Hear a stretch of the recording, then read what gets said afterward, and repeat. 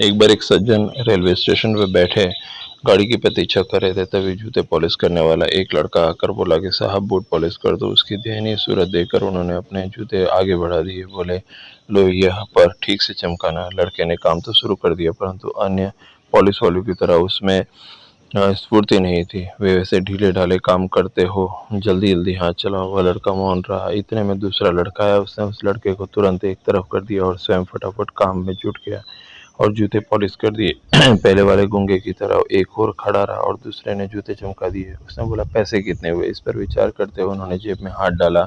उन्हें लगा कि हम इन दोनों के बीच में पैसे को लेकर झगड़ा होगा। फिर उन्होंने सोचा कि जिसने काम किया उसी के हाथ में दाम मिलना चाहिए, इसलिए उन्होंने आने वाले लड़के को पैसे दे दिए। उसने पैसे तो ले लिए, परंतु पहले वाले लड़के की हथेली पर रख दिया, प्रेम से उसकी पीठ थपथपाई और चल दिया। यह आदमी विस्मित नेत्रों से देखता रहा कि उसने लड़के को तुरंत वापस बुलाया और पूछा कि यह क्या चक्कर है। लड़का बोला, साहब यह 3 महीने पहले चलती ट्रेन से गिर गया था। हाथ पैर में बहुत चोटें आई थी।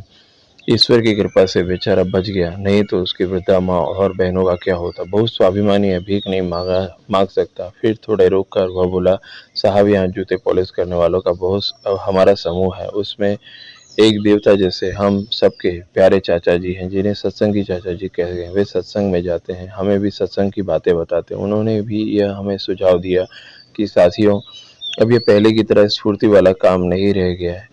ईश्वर ने हम सबको अपने साथी के प्रति सक्रिय हित और त्याग भावना, स्नेह, सहानुभूति, एकत्व का भाव प्रकट करने का एक अवसर दिया है। जैसे पीठ, पेट, चेहरा, हाथ पैर छिन्न भिन्न दिखते हैं, जैसे ही एक ही शरीर के अंग, वैसे ही हम सभी शरीर से भिन्न भिन्न दिखाई देते हैं, पर एक ही आत्मा। हम सब एक हैं। स्टेशन पर रहने वाले हम सब साथियों ने मिलकर यह तय किया कि हम अपनी एक जोड़ी जूते पॉलिश करने की आय प्रतिदिन उसे दे दिया करेंगे। जरूरत पड़ने पर उसके काम में सहायता भी करेंगे।